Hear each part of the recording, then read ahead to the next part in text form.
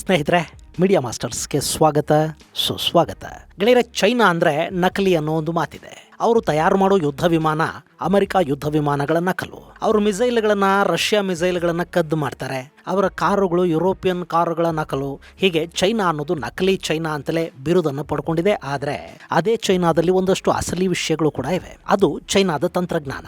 ಈ ಚೈನಾ ಹೆಂಗೆ ಅಂದರೆ, ನಕಲಿ ವಸ್ತುಗಳನ್ನು ಜಗತ್ತಿನ ತುಂಬ ಮಾರಾಟ ಮಾಡ್ತಾ ತನ್ನ ಬಗ್ಗೆನೇ ಜಗತ್ತಿಗೊಂದು ಅಪನಂಬಿಕೆ ಹುಟ್ಟೋ ಥರ ಮಾಡ್ಕೊಂಡು ತನಗೆ ಬೇಕಾದದ್ದನ್ನು ಮಾತ್ರ ತುಂಬ ಅದ್ಭುತವಾಗಿ ಮಾಡ್ಕೊಳ್ತಾ ಆ ತಂತ್ರಜ್ಞಾನವನ್ನು ಯಾರಿಗೂ ಕೊಡದೆ ತನ್ನಲ್ಲೇ ಉಳಿಸ್ಕೊಳ್ತಾ ಹೋಗ್ತಾ ಇದೆಯೇನೋ ಅನ್ನೋ ಅನುಮಾನ ಬರೋ ಥರ ಚೈನಾ ಸಾಕಷ್ಟು ಬಾರಿ ಮಾಡುತ್ತೆ. ಹಾಗಾಗಿನೇ ಮರುಭೂಮಿಗೂ ಲಗಾಮ್ ಹಾಕೋದಕ್ಕೆ ಚೈನಾಗೆ ಸಾಧ್ಯ ಆಗ್ತಾ ಇದೆ.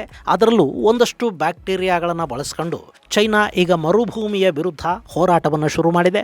ಆ ಹೋರಾಟದಲ್ಲಿ ಅವರಿಗೆ ಯಶಸ್ಸು ಕೂಡ ಸಿಗ್ತಾ ಇದೆ ಅನ್ನೋ ಮಾಹಿತಿ ಲಭ್ಯ ಆಗ್ತಾ ಇದೆ. ಹಾಗಾದರೆ ಏನಿದು ಚೈನಾದ ಅಸಲಿ ಸಾಧನೆಯ ಕಥೆ? ಇದಕ್ಕಾಗಿ ಅವರು ಅವಲಂಬಿಸಿರುವ ತಂತ್ರಜ್ಞಾನ ಯಾವುದು? ನಾವ್ಯಾಕೆ ಚೈನಾದ ಕೆಲ ಪಾಲಿಸಿಗಳನ್ನು ಅಳವಡಿಸಿಕೋಬಾರದು ಅನ್ನೋದರ ಬಗ್ಗೆ ಒಂದಷ್ಟು ಮಾಹಿತಿಯನ್ನು ನಾವಿಲ್ಲಿ ನೋಡೋಣ. ಗೆಳೆಯರೆ, ಭಾರತದ ಪ್ರಪ್ರಥಮ ಶತ್ರು ಅಂತ ಯಾರಾದರೂ ಇದ್ರೆ ಅದು ಚೈನಾನೇ. ಅದರಲ್ಲಿ ಎರಡು ಮಾತಿಲ್ಲ. ಯಾಕೆಂದ್ರೆ ನಮ್ಮ ಪಕ್ಕದ ಪಾಕಿಸ್ತಾನಕ್ಕೆ ಆಗಾಗ ಹುಚ್ಚು ಹೆಚ್ಚಾಗೋ ಹಾಗೆ ಮಾಡೋದು ಚೈನಾ ಅನ್ನೋದು ಗುಟ್ಟಾಗೇನು ಉಳಿದಿಲ್ಲ. ಚೈನಾ ಭಾರತವನ್ನ ತನ್ನ ಕಾಂಪಿಟೇಟರ್ ತರ ನೋಡುತ್ತೆ.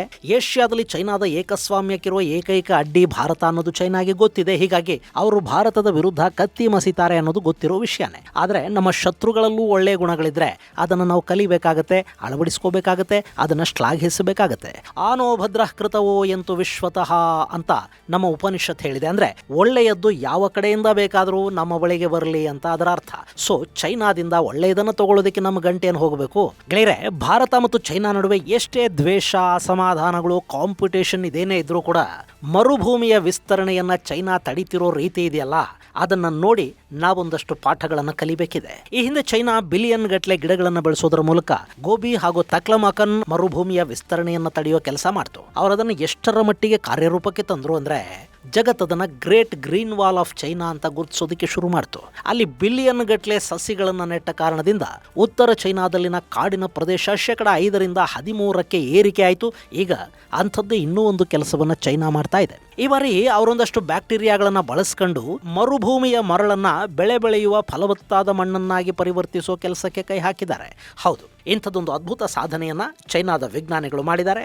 ಸೈನೋ ಬ್ಯಾಕ್ಟೀರಿಯಾ ಅನ್ನೋ ಸೂಕ್ಷ್ಮ ಜೀವಿಗಳನ್ನು ಬಳಸಿಕೊಂಡು ಮರುಭೂಮಿಯ ಮರಳನ್ನ ಕೇವಲ 10 ತಿಂಗಳಲ್ಲಿ ಫಲವತ್ತಾದ ಮಣ್ಣನ್ನಾಗಿ ಪರಿವರ್ತಿಸುವ ತಂತ್ರಜ್ಞಾನವನ್ನ ಚೈನಾದ ವಿಜ್ಞಾನಿಗಳು ಕಂಡುಹಿಡಿದಿದ್ದಾರೆ. ಹಾಗೂ ಅದನ್ನ ಪರೀಕ್ಷೆ ಮಾಡಿ ಅದರಲ್ಲಿ ಯಶಸ್ಸನ್ನು ಕೂಡ ಪಡ್ಕೊಂಡಿದ್ದಾರೆ ಅಂತ ಹೇಳಲಾಗ್ತಾ ಇದೆ. ಇದು ಜಾಗತಿಕವಾಗಿ ಹೆಚ್ಚಾಗ್ತಾ ಇರೋ ಡೆಸರ್ಟಿಫಿಕೇಶನ್ ಅನ್ನ ಕಡಿಮೆ ಮಾಡೋ ನಿಟ್ಟಲ್ಲಿ, ಅದನ್ನು ತಡೆಯೋ ನಿಟ್ಟಲ್ಲಿ ದೊಡ್ಡ ಮಟ್ಟದ ಸಹಕಾರವನ್ನು ಕೊಡುತ್ತೆ ಅಂತ ಹೇಳಲಾಗ್ತಾ ಇದೆ. ಗೆಳೆಯರೆ, ಜಗತ್ತಲ್ಲಿ ಹೆಚ್ಚಾಗ್ತಾ ಇರೋ ಜನಸಂಖ್ಯೆ ಮತ್ತು ಹವಾಮಾನ ಬದಲಾವಣೆಯ ಕಾರಣದಿಂದ ಈಗಾಗಲೇ ಇರುವ ಮರುಭೂಮಿಗಳು ತಮ್ಮ ವ್ಯಾಪ್ತಿಯನ್ನು ವಿಸ್ತರಿಸಿಕೊಳ್ತಾ ಹೋಗ್ತಾ ಇವೆ. ಇದರಿಂದ ಮರುಭೂಮಿಯ ಪಕ್ಕದಲ್ಲಿನ ಭೂಮಿ ಕೂಡ ತನ್ನ ಫಲವತ್ತತೆಯನ್ನ ಕಳ್ಕೊಳ್ತಾ ಹೋಗುತ್ತೆ. ಜಗತ್ತಲ್ಲಿ ಇಂತಹ ಸಾಕಷ್ಟು ಘಟನೆಗಳನ್ನ ನಾವು ನೋಡ್ತಾ ಇದ್ದೀವಿ. ಅದರಲ್ಲೂ ಆಫ್ರಿಕಾ ಖಂಡದಲ್ಲಿನ ಸಹರಾ ಮತ್ತು ಕಲಹರಿ ಮರುಭೂಮಿಗಳ ವಿಸ್ತರಣೆ, ಭಾರತ ಮತ್ತು ಪಾಕಿಸ್ತಾನಗಳಲ್ಲಿ ಹರಡಿಕೊಂಡಿರುವ ಥಾರ್ ಮರುಭೂಮಿ, ಚೈನಾದ ತಕ್ಲಮಕನ್ ಹಾಗೂ ಗೋಬಿ ಮರುಭೂಮಿ, ಇಸ್ರೇಲಿನ ನಗೆಯು ಮರುಭೂಮಿ, ದಕ್ಷಿಣ ಅಮೆರಿಕಾದಲ್ಲಿನ ಅಟಾಕಾಮಾ ಮರುಭೂಮಿಗಳಲ್ಲಿ ಈ ಸಮಸ್ಯೆ ತುಂಬಾನೇ ಕಂಡು ಬರ್ತಾ ಇದೆ. ಅದರಲ್ಲೂ ಆಫ್ರಿಕಾದ ಸಹೇಲ್ ಪ್ರದೇಶದಲ್ಲಿನ 70% ಒಣಭೂಮಿ ಈಗಾಗಲೇ ಡಿಗ್ರೇಡ್ ಆಗಿದೆ. ಅದು ಹೀಗೆ ಮುಂದುವರೆದಿದ್ದೆ ಆದರೆ ಅಲ್ಲಿ ಜಾಗತಿಕವಾಗಿ ಸುಮಾರು 13 ಕೋಟಿಯಷ್ಟು ಮಂದಿ ಸಮಸ್ಯೆಯ ಸುಳಿಗೆ ಸಿಲುಕಲಿದ್ದಾರೆ. ಹೀಗಾಗಿನೇ ಈ ಡೆಸರ್ಟಿಫಿಕೇಶನ್ ಅನ್ನೋದು ಜಗತ್ತಿಗೆ ಬಹುದೊಡ್ಡ ಶಾಪದ ರೀತಿ ಕಾಣ್ತಾ ಇದೆ. ಅದಕ್ಕೀಗ ಚೈನಾದ ವಿಜ್ಞಾನಿಗಳು ಮದ್ದು ಅರಿಯೋ ಪ್ರಯತ್ನದಲ್ಲಿದ್ದಾರೆ. ಈ ಡೆಸರ್ಟಿಫಿಕೇಶನ್ ಸಮಸ್ಯೆಯನ್ನ ಎದುರಿಸೋದಕ್ಕೆ ಚೀನಿ ಅಕಾಡೆಮಿ ಆಫ್ ಸೈನ್ಸ್ CAS ನ ವಿಜ್ಞಾನಿಗಳು ಹೊಸ ಮಾರ್ಗವನ್ನು ಕಂಡುಹಿಡಿದಿದ್ದಾರೆ. ಅವರು ಈ ಕಾರ್ಯಕ್ಕೆ ಸಯನೋ ಬ್ಯಾಕ್ಟೀರಿಯಾನ ಬಳಸ್ಕೊಳ್ತಾ ಇದ್ದಾರೆ. ಈ ಸಯನೋ ಬ್ಯಾಕ್ಟೀರಿಯಾನ ಸದ್ಯಕ್ಕೆ ಪ್ರಯೋಗಾಲಯದಲ್ಲಿ ಬೆಳೆಸಲಾಗ್ತಾ ಇದ್ದು, ಆ ಬಳಿಕ ಅವುಗಳನ್ನು ದ್ರವ ರೂಪದಲ್ಲಿ ಮರುಭೂಮಿಯ ಮರಳಿನ ಮೇಲೆ ಸಿಂಪಡಿಸಲಾಗುತ್ತೆ. ಹೀಗೆ ಸಿಂಪಡಣೆಯಾದ ಸೂಕ್ಷ್ಮ ಜೀವಿಗಳು ಸೂರ್ಯನ ಬೆಳಕಲ್ಲಿ ಅಂಟು ಪದಾರ್ಥಗಳನ್ನು, ಸ್ಟಿಕ್ಕಿ ಶುಗರ್ಸ್ ಅನ್ನ ಉತ್ಪಾದಿಸುತ್ತವೆ. ಈ ಅಂಟು ಪದಾರ್ಥ ಮರಳಿನ ಕಣಗಳನ್ನು ಒಂದಕ್ಕೊಂದು ಬೆಸೆಯೋ ಹಾಗೆ ಮಾಡುತ್ತೆ. ಇದನ್ನ ಬಯಾಲಜಿಕಲ್ ಸಾಯಿಲ್ ಕ್ರಸ್ಟ್ ಅಥವಾ ಬಯೋಸ್ಕಿನ್ ಅಂತ ಹೇಳ್ತಾರೆ. ಈ ರೀತಿಯಾದ ಜೀವಂತ ಪದರ 10 ರಿಂದ 16 ತಿಂಗಳಲ್ಲಿ ರೂಪುಗೊಳ್ಳುತ್ತೆ. ಹೀಗಾದಾಗ ಗಾಳಿಯ ಕಾರಣದಿಂದ ಉಂಟಾಗುವ ಮರುಭೂಮಿಯ ವಿಸ್ತರಣೆಯನ್ನ ಇದು ತಡೆಯುತ್ತೆ. ಇಲ್ಲಿ ಮರಳು ಹಾರುವುದನ್ನು ತಡೆಯೋದರ ಜೊತೆಗೆ ಆ ಭೂಮಿ ತೇವಾಂಶವನ್ನ ಹಿಡಿದಿಟ್ಟುಕೊಳ್ಳೋದಕ್ಕೆ ಇದು ಸಾಧ್ಯ ಮಾಡಿಕೊಡುತ್ತೆ. ಹೀಗೆ ದಿನಗಳು ಕಳೆದಂತೆ ಆ ಬ್ಯಾಕ್ಟೀರಿಯಾಗಳು ತಮ್ಮ ಕೆಲಸವನ್ನ ಮುಗಿಸಿ ಸಾವನ್ನಪ್ಪುತ್ತವೆ. ಹೀಗೆ ಸತ್ತ ಬ್ಯಾಕ್ಟೀರಿಯಾಗಳು ಭೂಮಿಯಲ್ಲಿ ನೈಟ್ರೋಜನ್ ಅನ್ನು ಹೆಚ್ಚು ಮಾಡುತ್ತವೆ. ಹಾಗಾದಾಗ ಮರುಭೂಮಿಯ ಮರಳು ಕೂಡ ಫಲವತ್ತಾದ ಮಣ್ಣಿನಂತಾಗತ್ತೆ. ಆಗ ಅಲ್ಲಿ ಗಿಡಗಳು ಬೆಳೆಯೋದಕ್ಕೆ ಸಾಧ್ಯ ಆಗೋದ್ರಿಂದ ಮರುಭೂಮಿಯ ವಿಸ್ತರಣೆಯನ್ನು ತಪ್ಪಿಸಬಹುದು ಅನ್ನೋದು ಚೈನಾ ವಿಜ್ಞಾನಿಗಳ ವಾದ. ಇನ್ನು ಈ ಪ್ರಯೋಗವನ್ನು ಶಾಪೋಟ್ ಡೆಸರ್ಟ್ ಎಕ್ಸ್ಪರಿಮೆಂಟಲ್ ರಿಸರ್ಚ್ ಸ್ಟೇಷನ್ನಲ್ಲಿ ಹಾಗೂ ತಕ್ಲಮಕಾನ್ ಮರುಭೂಮಿಯಲ್ಲಿ ಮಾಡಲಾಗಿದೆ. ಇಲ್ಲಿ ಸಯನೋ ಬ್ಯಾಕ್ಟೀರಿಯಾನ ಸಿಂಪಡಿಸಿದ ನಂತರ ಅಲ್ಲಿನ ಮಣ್ಣಲ್ಲಿ ಆಗಿರೋ ಬದಲಾವಣೆಗಳನ್ನು ವಿಜ್ಞಾನಿಗಳು ಗಮನಿಸಿದ್ದಾರೆ. ಅಷ್ಟೇ ಅಲ್ಲ, ಅಲ್ಲಿ ಸಣ್ಣ ಸಸ್ಯಗಳು ಹಾಗೂ ಹುಲ್ಲು ಸುಲಭವಾಗಿ ಬೆಳೆಯುತ್ತೆ ಅನ್ನೋದನ್ನ ವಿಜ್ಞಾನಿಗಳು ಕಂಡುಹಿಡಿದಿದ್ದಾರೆ. ಗೆಳೆಯರೆ, ಇಲ್ಲಿ ಈ ರೀತಿಯ ಪ್ರಯೋಗಗಳು ಡೆಸರ್ಟಿಫಿಕೇಷನ್ನ ತಡೆಯೋ ನಿಟ್ಟಲ್ಲಿ ಪ್ರಮುಖ ಪಾತ್ರವನ್ನು ವಹಿಸೋದರ ಜೊತೆಗೆ ಹೊಸ ಕೃಷಿ ಭೂಮಿಯನ್ನು ಕೂಡ ಸೃಷ್ಟಿ ಮಾಡುತ್ತವೆ. ಹಾಗೆಯೇ ಆಹಾರಕ್ಕಾಗಿ ಪರಿತಪಿಸ್ತಾ ಇರೋ ದಿನಗಳಲ್ಲಿ ಫಲವತ್ತಾದ ಮಣ್ಣು ಸಿಕ್ಕಿದ್ರೆ ಅಲ್ಲಿ ದೊಡ್ಡದೊಂದು ಸಮಸ್ಯೆಯಿಂದ ನಾವು ಹೊರಬಂದಂತಾಗತ್ತೆ. ಹೆಚ್ಚು ಬೆಳೆ ಬೆಳೆಯೋದ್ರಿಂದ ಆಹಾರ ಭದ್ರತೆ ಉಂಟಾಗುತ್ತೆ. ಇನ್ನು ಮರುಭೂಮಿಯ ಅಕ್ಕಪಕ್ಕದಲ್ಲಿ ಕಂಡುಬರುವ ಧೂಳಿನ ಕಣಗಳು ಕಡಿಮೆ ಆಗುತ್ತವೆ. ಇದರಿಂದ ಹಸಿರನ್ನು ವಿಸ್ತರಿಸೋದರ ಜೊತೆಗೆ ಮರಳುಗಾಡಿನ ವಿಸ್ತರಣೆಯನ್ನು ತಡೆಯೋದಕ್ಕೆ ಕೂಡ ಸಾಧ್ಯ ಆದಂತಾಗತ್ತೆ. ಮತ್ತು ಇದನ್ನು ಕಡಿಮೆ ಖರ್ಚಲ್ಲಿ ಮಾಡೋದಕ್ಕೆ ಸಾಧ್ಯ ಆದರೆ ದೊಡ್ಡ ಮಟ್ಟದಲ್ಲಿ ಮರುಭೂಮಿಯನ್ನ ಕೃಷಿ ಭೂಮಿಯನ್ನಾಗಿ ಪರಿವರ್ತಿಸುವ ದೊಡ್ಡ ಕೆಲಸ ನಡೆದಂತಾಗತ್ತೆ. ಹಾಗಂತ ಇದು ಸಂಪೂರ್ಣ ಯಶಸ್ವಿ ಆಗತ್ತಾ?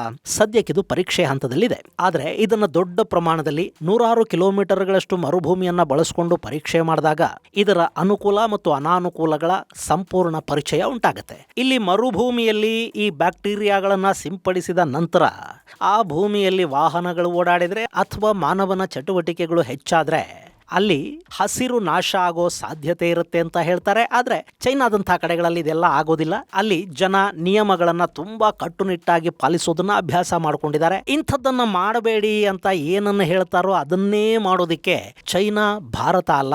ಭಾರತದಲ್ಲಿ ಕಾನೂನುಗಳ ಬಗ್ಗೆ ನಮಗೆ ಯಾವ ಭಯಾನೂ ಇಲ್ಲ, ಗೌರವ ಅಂತೂ ಮೊದಲೇ ಇಲ್ಲ.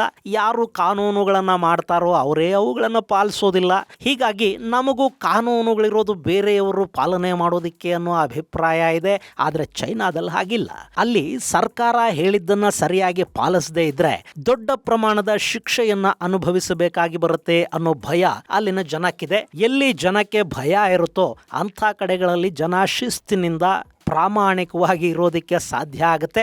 ಭಾರತದಲ್ಲಿ ಆ ಭಯ ಇಲ್ಲ. ಚೈನಾ ಆ ಭಯದ ಮೂಲಕವೇ ತನ್ನ ದೇಶವನ್ನು ತುಂಬ ಚೆನ್ನಾಗಿ ಇಟ್ಕೊಳ್ಳೋದಕ್ಕೆ ಮತ್ತು ಅಭಿವೃದ್ಧಿಯ ಪಥದಲ್ಲಿ ನಡೆಸೋದಕ್ಕೆ ಇವತ್ತು ಸಾಧ್ಯ ಆಗ್ತಾ ಇದೆ. ಹೀಗಾಗಿ ಚೈನಾದಲ್ಲಿ ಮಾಡೋ ಪ್ರಯೋಗಗಳು ವಿಫಲ ಆಗೋದು ಕಡಿಮೆ. ಹೀಗಾಗಿ ಅಲ್ಲಿ ಮರುಭೂಮಿಯಲ್ಲಿ ನಡೀತಿರೋ ಈ ಪ್ರಯತ್ನ ಮನುಷ್ಯರಿಂದ ನಾಶ ಆಗಬಹುದು ಅನ್ನೋ ಥರದ ಭಯ ಅಲ್ಲಿಲ್ಲ.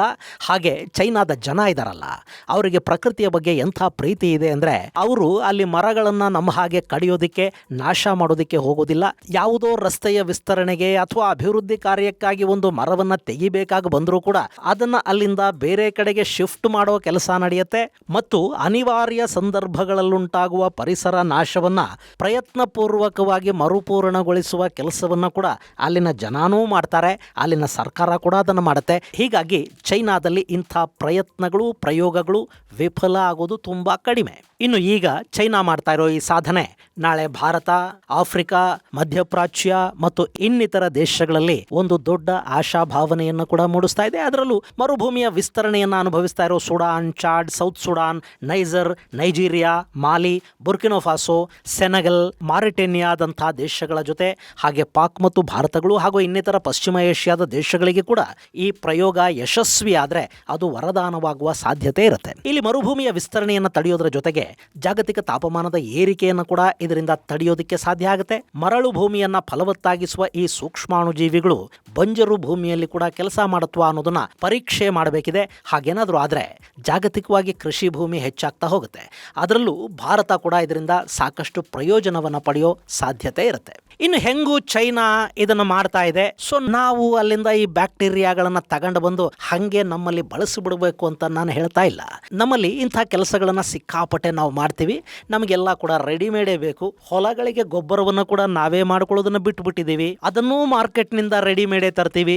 ಈಗೀಗ ಅಡಿಗೆ ಮಾಡೋದನ್ನೇ ನಾವು ಕಡಿಮೆ ಮಾಡ್ತಾ ಇದ್ದೀವಿ. ರೆಡಿಮೇಡ್ ಫುಡ್ ಬೇಕು. ಹೀಗಿರುವಾಗ ಭೂಮಿಯನ್ನು ಅಭಿವೃದ್ಧಿ ಪಡಿಸೋದಕ್ಕೆ ಬೇರೇನನ್ನೋ ಯಾಕೆ ನಾವು ತಯಾರು ಮಾಡಬೇಕು?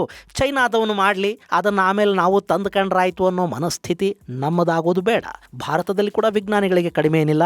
ಆದರೆ ಅವರಿಗೆ ಬೇಕಾದ ಪೂರಕ ವಾತಾವರಣವನ್ನು ನಿರ್ಮಾಣ ಮಾಡೋದ್ರಲ್ಲಿ ಭಾರತದ ವಿಜ್ಞಾನ ಸಂಸ್ಥೆಗಳು, ಯೂನಿವರ್ಸಿಟಿಗಳು ವಿಫಲ ಆಗ್ತಾ ಇವೆ. ನಮ್ಮ ವಿಜ್ಞಾನ ಪಠ್ಯಗಳಲ್ಲಿ ಅದೇ 70-80 ವರ್ಷಗಳ ಹಿಂದೆ ಹೇಳ್ತಾ ಇರೋದನ್ನೇ ಮತ್ತೆ ಮತ್ತೆ ಹೇಳೋದನ್ನು ಬಿಟ್ಟು ಹೊಸ ಸಂಶೋಧನೆಗಳು, ಹೊಸ ಅವಕಾಶಗಳು, ಹೊಸ ಅಗತ್ಯಗಳು, ಅದನ್ನು ಪೂರೈಸೋದಕ್ಕಿರೋ ಮಾರ್ಗಗಳ ಬಗ್ಗೆ ಸಂಶೋಧನಾತ್ಮಕವಾಗಿ ಬೋಧನೆ ಶುರುವಾದರೆ, ಹುಡುಕಾಟದ ಮನಸ್ಥಿತಿಯನ್ನು ನಮ್ಮ ಯುವಕರಲ್ಲಿ ಬೆಳೆಸಿದರೆ ಮತ್ತು ಅದನ್ನು ಪ್ರೋತ್ಸಾಹಿಸೋದಕ್ಕೆ ಒಂದಷ್ಟು ಇನ್ಸೆಂಟಿವ್ ಸ್ಕೀಮುಗಳು ಶುರುವಾದರೆ ಭಾರತದಲ್ಲಿ ಕೂಡ ಹೊಸ ಸಂಶೋಧನೆಗಳಾಗತ್ವೆ.